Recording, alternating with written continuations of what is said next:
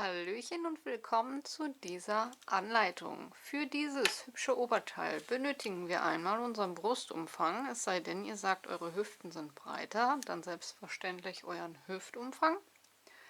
Darauf rechnen wir dann nochmal plus 10 cm mehr. Ich gehe hier immer von einer Größe M aus. Das sind in etwa 100 cm. Rechne 10 drauf, komme somit auf 110. Teile diese durch 2 und komme somit auf 55. Danach benötigt ihr einmal eure Ärmelhöhe. Da könnt ihr von einem gut sitzenden Pullover einmal die Ärmelhöhe übernehmen. In meinem Fall sind es 18 cm. Und dann könnt ihr euch jetzt schon bewusst werden, wie lang euer Oberteil werden soll. Von der Schulter herab gemessen. Und da habe ich mich dann auch für 55 cm entschieden. Zum Schluss könnt ihr noch euren Halsausschnitt nehmen. Hier werde ich 22,5 in etwa nehmen, damit es nicht zu breit wird. Nehmt aber lieber etwas mehr als zu wenig, denn ihr könnt lieber später nochmal verhäkeln oder vernähen, als auftrennen zu müssen. So, wenn wir das haben, dann kommen wir zum Muster. Das Ganze häkle ich mit einem Farbverlaufsbobbel in lila Tönen und einer Dreiernadel. Alle Angaben zur Wolle-Nadelstärke und Verbrauch findet ihr wie immer unter dem Video in der Infobox. Für dieses Oberteil benötigen wir eine Kette, teilbar durch 12 plus 6 Maschen mehr. Ich beginne mit einer Basisreihe aus festen Maschen, das sieht am Ende besser aus, und wenn man später noch ein Bündchen dran häkeln will, geht dies auch leichter. Ihr könnt mit einer Luftmaschenkette beginnen, dann nehmt aber bitte eine halbe bis ganze Nadelstärke größer, beispielsweise eine 3,5 bis 4er Nadel. Schlagt die Luftmaschenkette an und häkelt dann mit der Dreier die festen Maschen zurück, damit eure Kette schön elastisch bleibt. Alle anderen können mit mir den Fußschlingenanschlag auf feste Maschen häkeln.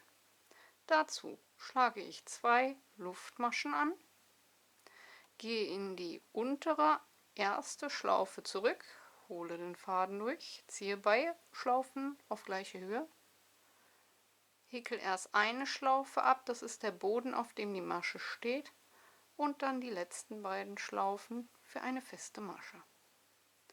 Danach hat sich hier unten eine komplette Masche gebildet, die nehmen wir auch komplett auf, holen den Faden wieder durch, ziehen beide Schlaufen wieder auf gleiche Höhe, das ist wichtig, damit die Kette schön elastisch bleibt.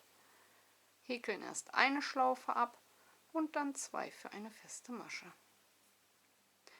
Dann hat sich hier wieder eine neue Masche gebildet. Dort gehen wir wieder komplett rein, Faden holen, beide Schlaufen auf gleiche Höhe ziehen, durch eine und durch 2. Und wenn man das einmal drauf hat, hat man ganz schnell seine Reihe aus festen Maschen gehäkelt und hat dabei noch eine schöne elastische Kette. Und auch die Länge wird sich so gut wie kaum verändern. Ich werde jetzt erst einmal auf meine 55 cm meine Kette anschlagen und wenn ich soweit bin, zähle ich diese einmal durch und korrigiere gegebenenfalls, wenn diese nicht durch 12 und plus 6 Maschen mehr passt. Und dann sehen wir uns wieder. Zurück nach 102 Maschen habe ich meine 55 cm erreicht, teilbar durch 12 plus 6 Maschen mehr. Und dann kommen wir nun zur Reihe 1. Reihe 1 beginnt mit 3 Steigeluftmaschen für ein Stäbchen und 2 Maschen mehr zum Rüberkommen. Danach machen wir einen Umschlag, lassen 2 Maschen frei, stechen in die dritte ein und häkeln dort ein Stäbchen hinein. Anfänger können sich nun in der dritten Steigeluftmasche von unten angezählt den Marker setzen, damit ihr wisst, wo ihr auf der Rückreihe die Endmasche hineinsetzen müsst. Danach 2 Luftmaschen, 2 Maschen freilassen und wieder in die dritte einstechen und ein Stäbchen häkeln. 2 Luftmaschen, Umschlag, 2 Maschen freilassen, in die dritte einstechen und ein Stäbchen häkeln. Und so entsteht erst einmal ein grobes Netzmuster. 2 Luftmaschen, 2 Maschen dafür freilassen und ab der dritten wieder ein Stäbchen. 2 Luftmaschen, 2 Maschen freilassen und in die dritte ein Stäbchen. Und so nun die ganze Reihe. Und am Ende der Reihe 2 Luftmaschen und in die letzte Masche ein Stäbchen häkeln und somit die Reihe beenden. Und das war Reihe 1. Kommen wir zu Reihe 2. Für Reihe 2 beginnen wir wieder mit 3 Steigeluftmaschen. Und nun machen wir 2 Umschläge, gehen in das erste Stäbchen hinein und häkeln dort 3 gemeinsam abgemaschte Doppelstäbchen hinein, indem wir den Faden holen, durch 2 ziehen und nochmal holen, durch 2 ziehen. 2 Schlaufen auf der Nadel haben. 2 Umschläge, gleiche Einstichstelle, Faden holen, durch 2 Schlaufen, Faden holen, durch 2 Schlaufen. Und noch einmal 2 Umschläge, gleiche Einstichstelle, Faden holen, durch 2 Schlaufen, Faden holen, durch 2 Schlaufen. Danach haben wir 4 Schlaufen auf der Nadel und diese häkeln wir gemeinsam ab und haben somit unser erstes Blatt gehäkelt. Danach 5 Luftmaschen und nun das gleiche wieder. 2 Umschläge, gleiche Einstichstelle, Faden holen, durch 2 Schlaufen, Faden holen, durch 2 Schlaufen. 2 Umschläge, gleiche Einstichstelle, Faden holen, durch 2 Schlaufen, Faden holen, durch 2 Schlaufen. 2 Umschläge und ein letztes Mal in die gleiche Einstichstelle, durch 2 Schlaufen und durch 2 Schlaufen. Dann haben wir 4 auf der Nadel und häkeln diese gemeinsam ab und haben somit unser zweites Blatt gehäkelt. Als nächstes lassen wir dafür ein Stäbchen frei, häkeln 3 Luftmaschen und gehen in das zweite freie Stäbchen hinein und häkeln dort ein Stäbchen hinein. 3 Luftmaschen, wieder ein Stäbchen freilassen und ins nächste mit 2 Umschlägen ein Blatt mit 3 gemeinsam abgemaschten Doppelstäbchen häkeln. Immer 2 Umschläge einstechen durch 2 und durch 2 Schlaufen und das dann 3 Mal, sodass wir am Ende dann 4 Schlaufen auf der Nadel haben und diese können wir gemeinsam abmaschen und haben ein wunderschönes Blatt. Es folgen wieder 5 Luftmaschen und dann in die gleiche Einstichstelle wieder mit 2 Umschlägen hinein, durch 2 und durch 2 Schlaufen, 2 Umschläge, gleiche Einstichstelle, durch 2 und durch 2 Schlaufen, 2 Umschläge und das letzte halbe Doppelstäbchen häkeln, 4 Schlaufen auf der Nadel und alle gemeinsam. Und dann sollte es so aussehen. Wir beginnen mit einem Stäbchen, dann 2 Blättern, lassen ein Stäbchen frei, häkeln dafür 3 Luftmaschen und ein Stäbchen in das darauffolgende, 3 Luftmaschen und wieder das nächste Blatt. Als nächstes folgen wieder 3 Luftmaschen, ein Stäbchen freilassen und in das zweite freie ein Stäbchen häkeln. Dann wieder 3 Luftmaschen, ein Stäbchen freilassen, 2 Umschläge und 2 Blätter häkeln. 3 gemeinsam abgemaschte Doppelstäbchen.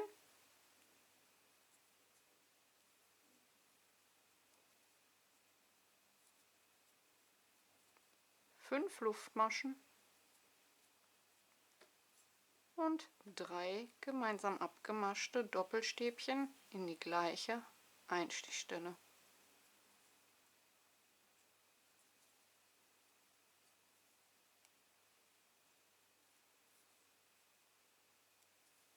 Danach wieder 3 Luftmaschen, ein Stäbchen freilassen, ins zweite ein normales Stäbchen häkeln, 3 Luftmaschen, ein Stäbchen freilassen und wieder die Blätter.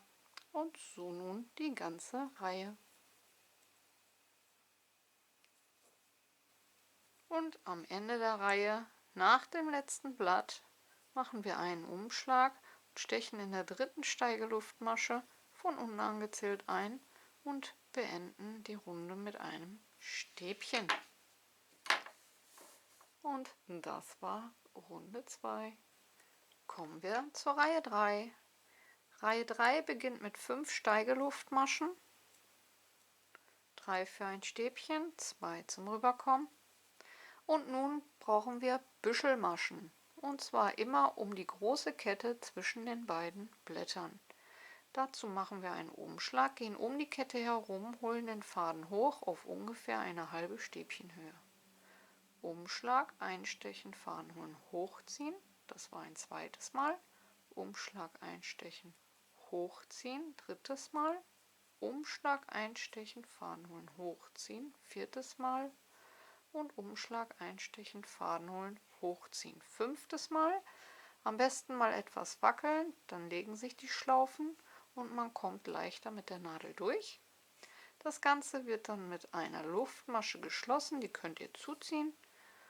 Danach eine Luftmasche und nun die nächste Büschelmasche. Umschlag und mit 5 Umschlägen die Büschelmasche danach schließen. 1, 2, 3, 4, 5, etwas wackeln, Faden durchziehen, mit einer Luftmasche schließen, zuziehen, eine Luftmasche und nun noch eine dritte Büschelmasche. Umschlag, einstechen, Faden holen, hochziehen und das Ganze 5 Mal.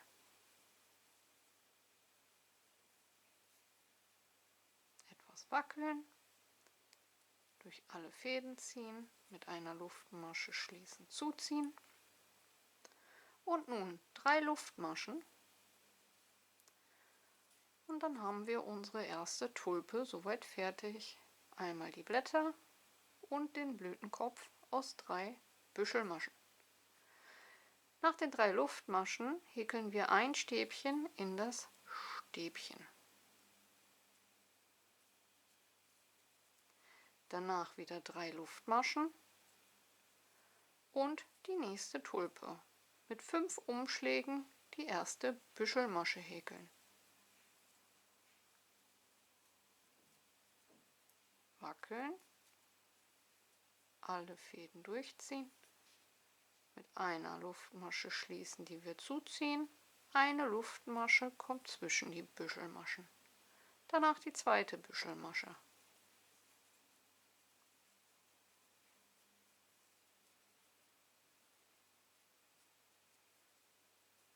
Wieder mit einer Luftmasche schließen, die wir zuziehen. Eine Luftmasche und danach die dritte Büschelmasche.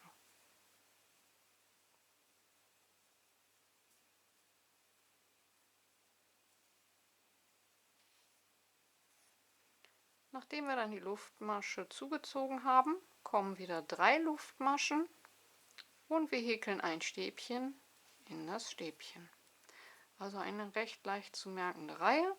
Wir beginnen mit 5 Steigeluftmaschen, 3 für ein Stäbchen, 2 zum Rüberkommen, häkeln eine Büschelmasche, die wir mit einer Luftmasche schließen und einer zusätzlichen Luftmasche, um dann die nächste Büschelmasche zu häkeln. Insgesamt brauchen wir 3. Danach machen wir 3 Luftmaschen, ein Stäbchen in das Stäbchen, 3 Luftmaschen und über die nächsten Blätter wieder 3 Büschelmaschen. Und so wechselt sich das Ganze ab bis zum Ende der Reihe. Und am Ende der Reihe nach der letzten Büschelmasche 2 Luftmaschen, einen Umschlag und in der dritten Steigeluftmasche von unten angezählt mit einem Stäbchen die Reihe beenden, sodass wir Anfang und Ende gleich haben. Am Anfang haben wir mit 5 Steigeluftmaschen, 3 für ein Stäbchen, 2 zum Rüberkommen begonnen und beenden tun wir die Reihe, indem wir 2 Luftmaschen häkeln und mit einem Stäbchen das Ganze beenden. Und das war Reihe 3. Kommen wir zur Reihe 4. Reihe 4 ist wie Reihe 1. Wir müssen erstmal wieder unsere Stäbchen verteilen, ein Gitter häkeln. Und das machen wir, indem wir 5 Steigeluftmaschen machen. 3 für ein Stäbchen, 2 zum Rüberkommen. Und in der Tulpe in die mittlere Büschelmasche in die Spitze einstechen und dort das erste Stäbchen häkeln. Danach 2 Luftmaschen, ein Stäbchen um die Kette bzw. in die Kette einstechen, in die mittlere Masche und dort ein Stäbchen häkeln. 2 Luftmaschen, ein Stäbchen ins Stäbchen, 2 Luftmaschen, ein Stäbchen in die Mitte der Kette, 2 Luftmaschen und danach ein Stäbchen in die mittlere Büschelmasche.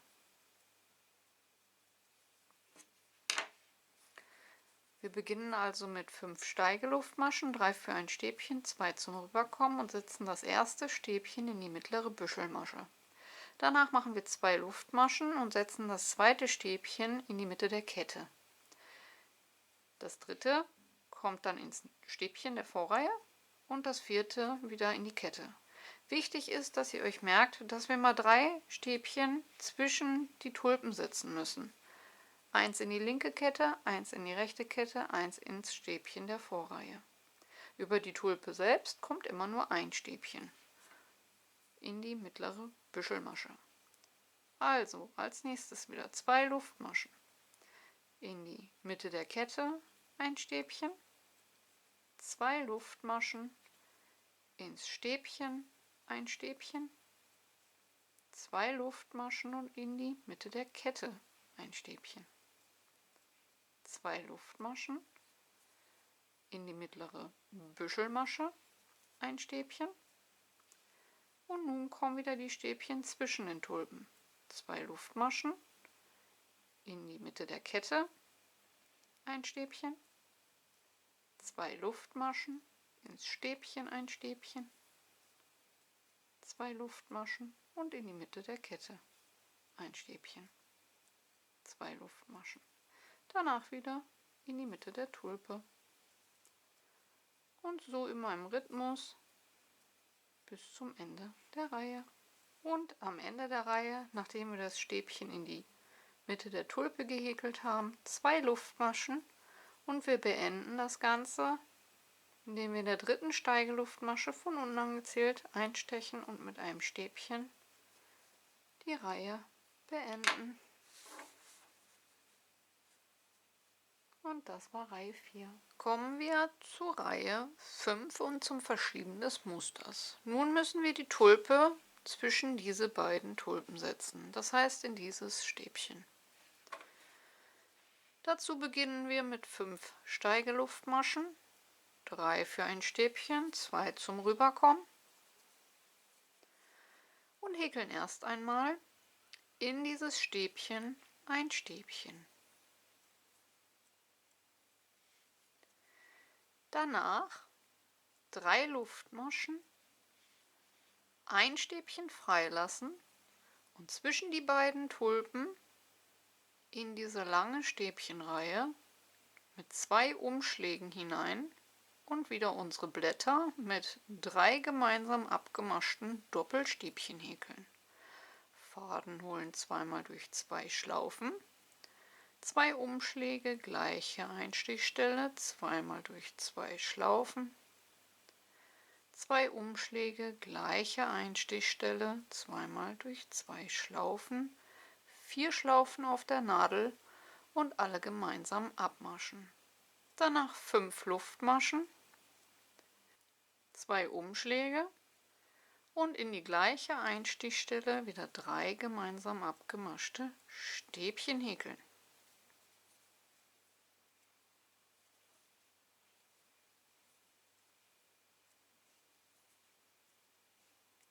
Es folgen 3 Luftmaschen, ein Stäbchen freilassen und in das Stäbchen über der Tulpe ein Stäbchen hineinhäkeln. Und dann sollte das Ganze so aussehen. 3 Luftmaschen, ein Stäbchen wieder freilassen und in diese lange Stäbchenreihe zwischen den Tulpen mit 2 Umschlägen hineingehen und unsere 2 Blätter häkeln mit 3 gemeinsam abgemaschten Doppelstäbchen.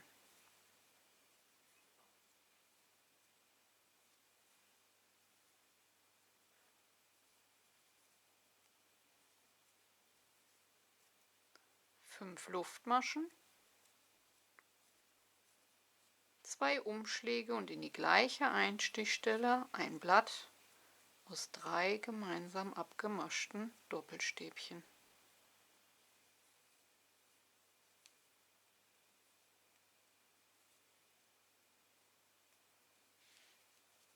Danach wieder 3 Luftmaschen, ein Stäbchen freilassen, ein Stäbchen in die Mitte der Tulpe,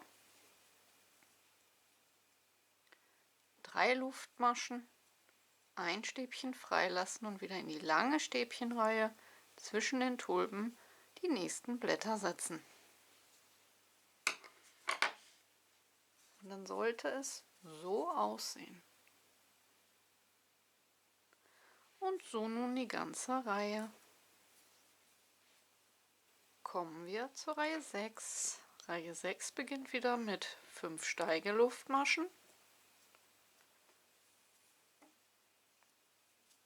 und in das erste Stäbchen ein Stäbchen. Danach 3 Luftmaschen und nun wieder 3 Büschelmaschen um die Kette zwischen den Blättern mit 5 Umschlägen.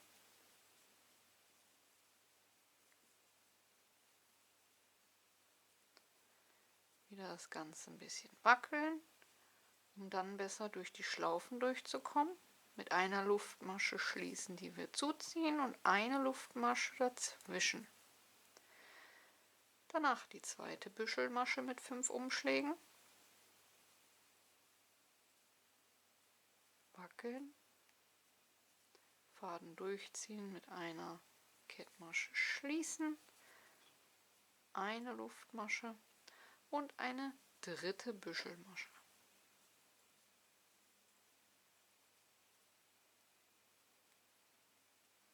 Mit einer Luftmasche schließen, die wir zuziehen. Danach 3 Luftmaschen und in das Stäbchen ein Stäbchen häkeln.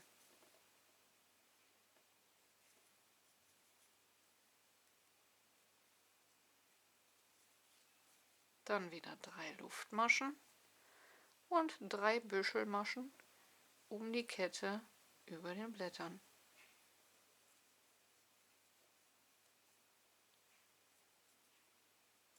Immer mit einer Luftmasche schließen, die wir zuziehen, und eine zusätzliche Luftmasche, die zwischen den Büschelmaschen gehört.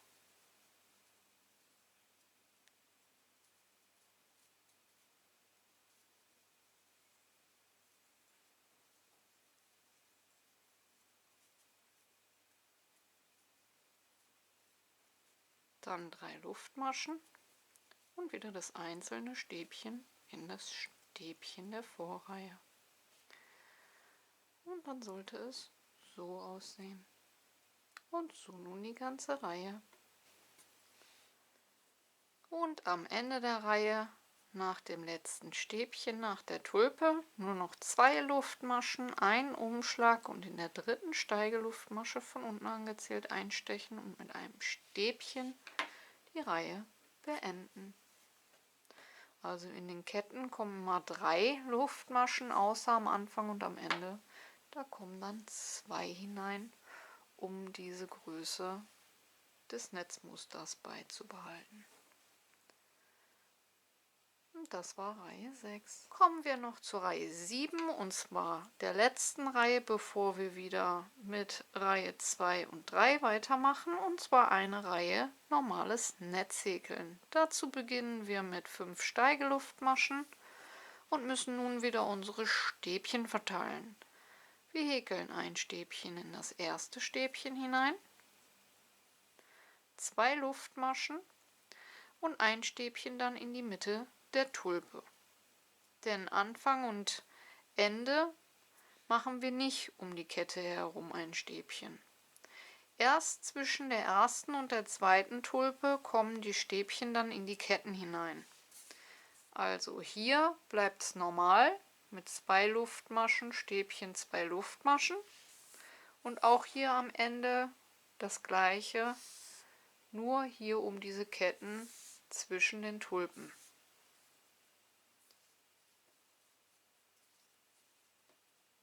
Also 2 Luftmaschen, und jetzt befinden wir uns zwischen den ersten beiden Tulpen.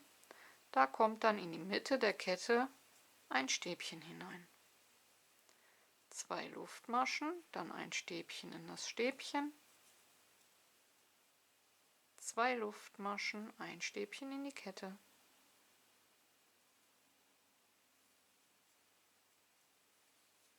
2 Luftmaschen, ein Stäbchen in die Mitte der Tulpe, in die mittlere Büschelmasche, danach 2 Luftmaschen, in die Mitte der ersten Kette ein Stäbchen, 2 Luftmaschen, ins Stäbchen ein Stäbchen,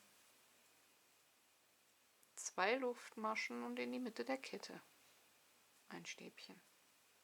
Danach wieder 2 Luftmaschen und in die mittlere Büschelmasche ein Stäbchen. Und so sollte es dann aussehen. Also erst zwischen der ersten und der zweiten Tulpe oder ab der ersten und der zweiten Tulpe kommen die Stäbchen in die Kette hinein. Am Anfang und am Ende bleibt das Ganze frei.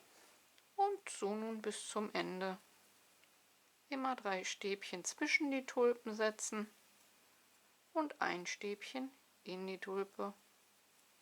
Und am Ende der Reihe, nachdem ich das letzte Stäbchen in die Mitte der Tulpe gehäkelt habe, wie auch am Anfang, ein Stäbchen in das vorletzte Stäbchen, 2 Luftmaschen, und wir beenden die Reihe in der dritten Steigeluftmasche von unten angezählt mit einem Stäbchen, so dass wir Anfang und Ende gleich haben und hier um die Kette keine Stäbchen häkeln. Und das ist das eigentliche Muster. Ab hier geht es jetzt wieder weiter mit Reihe 2, dann 3, 4, 5, 6, 7.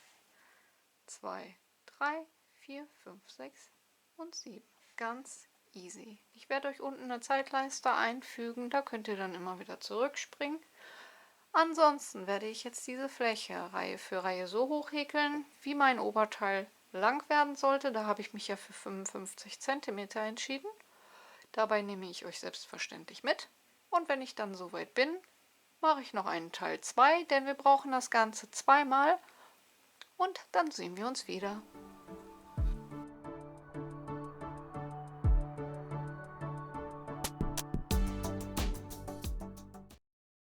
Zurück, ihr Lieben. So sieht der erste Teil aus.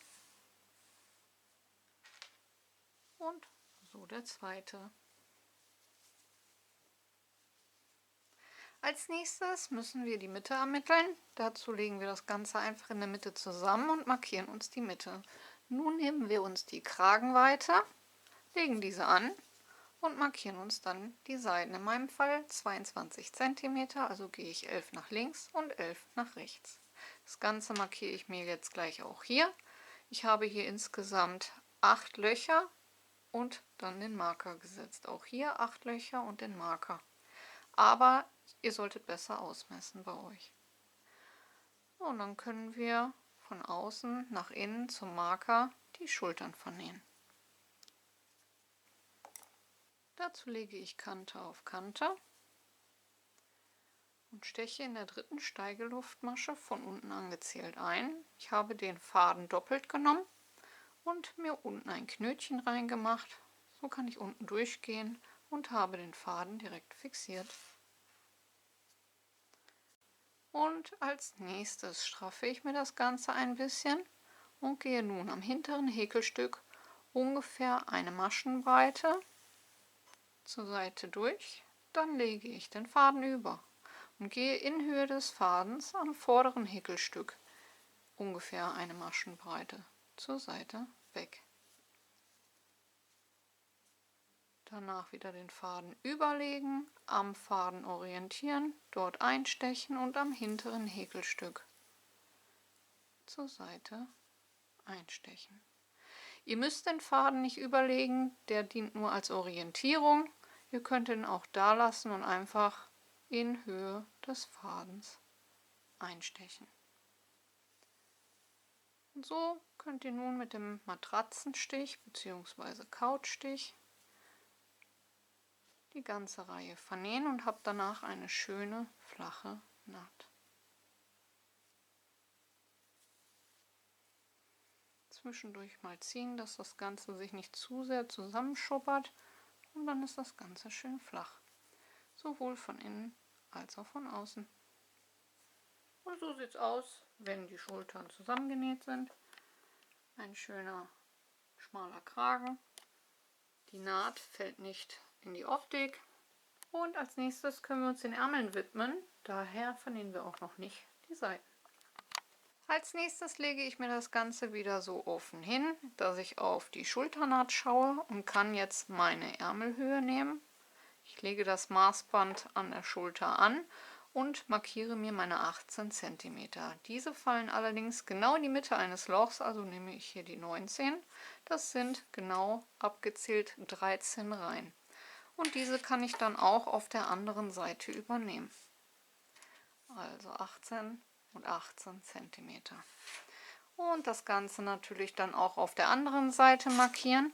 Und dann können wir hier das Muster nun beginnen und auch Reihe für Reihe den Ärmel dran häkeln mit den Resten, die dann von unseren beiden Bobbeln übergeblieben sind. Nun muss ich mir noch die Maschen aufteilen. Die Maschen brauchen wir auch teilbar durch 12 plus 6. Und das mache ich, indem ich jetzt immer 2 Stäbchen pro Loch häkel. Und an der Schulternaht mache ich in dem linken und in dem rechten Loch 3 Stäbchen hinein. So habe ich dann, wenn ich hochzähle, eine Maschenanzahl teilbar durch 12 und die 6 Maschen dann hier in der Mitte. Wie ihr das Ganze verteilt, das bleibt euch überlassen. Schaut einfach, dass alles schön gleichmäßig ist. Bei den Ärmeln beginne ich zuallererst mit einer Basisreihe. Das sieht einfach besser aus und lässt sich dann auch leichter dann vom Muster her weiterarbeiten. Dazu habe ich das Ganze nochmal abgezählt und habe mich dazu entschieden, immer 3 feste Maschen zu verteilen. So komme ich vom Muster her auch besser aus, was die Blüten anbelangt. Ich beginne bei dem ersten Stäbchen im Stäbchen selber und häkel dort meine erste feste Masche hinein.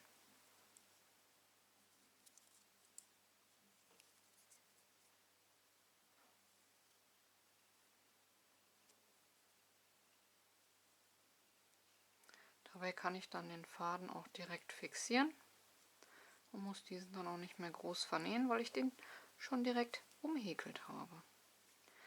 So, nachdem ich die erste feste Masche nun in diesem Stäbchen hier drin habe, gehe ich um das liegende Stäbchen und häkel dort nochmal zusätzlich 2 feste Maschen, so dass ich in dem ersten Viereck 3 feste Maschen drin habe.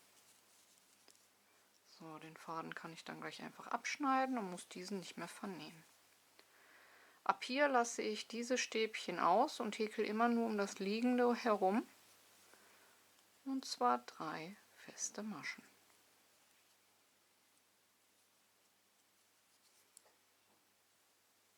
Das nächste Quadrat 3 feste Maschen.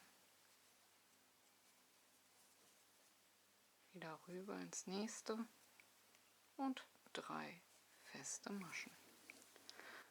So, ich werde jetzt erst einmal meine 3 festen Maschen pro Raute verteilen Und wenn ich am Ende angekommen bin, dann sehen wir uns wieder. Bis gleich. Und am Ende angekommen, häkel ich um das liegende in dem letzten Quadrat 2 feste Maschen und die dritte letzte feste Masche direkt über dem Stäbchen, damit wir auch hier einen schönen Abschluss haben. Ansonsten heißt es jetzt wieder unser Muster ganz normal beginnen mit 5 Steigeluftmaschen, 3 für ein Stäbchen, 2 zum Rüberkommen, 2 Maschen freilassen, die dritte einstechen, ein Stäbchen, 2 Luftmaschen, 2 freilassen, die dritte ein Stäbchen. Danach dann wieder unsere Blütenblätter, danach die Tulpenköpfe und wieder eine Reihe mit Löchern. Und dann sieht das Ganze, hier habe ich bereits schon einen Ärmel soweit gehäkelt, so aus. Und zwar haben wir durch die feste Maschenreihe dann hier so eine schöne Basisreihe, was ich auch schöner finde, dann um den Ärmel zu beginnen. Und auch vor allen Dingen leichter und kann dann Reihe für Reihe meinen Ärmel soweit fertigen, wie ich diesen lang haben möchte. So, ich werde noch den zweiten Ärmel fertig machen und dann kommen wir zum nächsten Part. Bis gleich.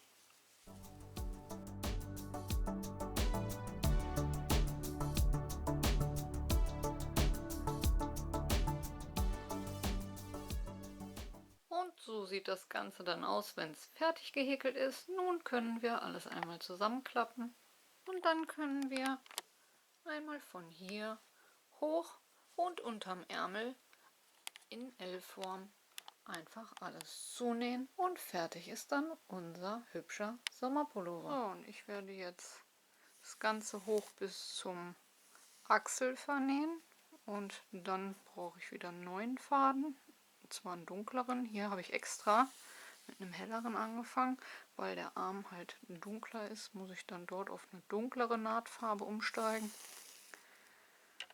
So, und dann zwischendurch einfach mal so ein bisschen das Ganze ziehen, damit sich das nicht zusammenschubbert. Und dann habt ihr eine schöne flache Naht. Und wenn ihr dann das Ganze vernünftig gezogen habt, dann seht ihr auch den Faden nachher nicht mehr. Wie ihr seht, schön flach und da ist überhaupt nichts vom Farbunterschied her groß zu sehen. So, und wenn das Ganze fertig ist, dann zeige ich euch noch das Endergebnis. Bis gleich. Und so sieht das Ganze dann vernäht aus vom Nahen. Auch an den Seiten alles schön vom Übergang her. Ja, und fertig ist unser wunderschöner Sommer-Netzpullover. Ich hoffe, euch hat die Anleitung gefallen und ihr seid gut mitgekommen. Vergesst nicht, eure Bewertung da zu lassen, wie immer ganz, ganz wichtig. Kanal abonnieren ist kostenlos, Glöckchen drücken und kein Video mehr verpassen. Und ansonsten wünsche ich euch viel Spaß beim Nachwerkeln und bis zum nächsten Mal.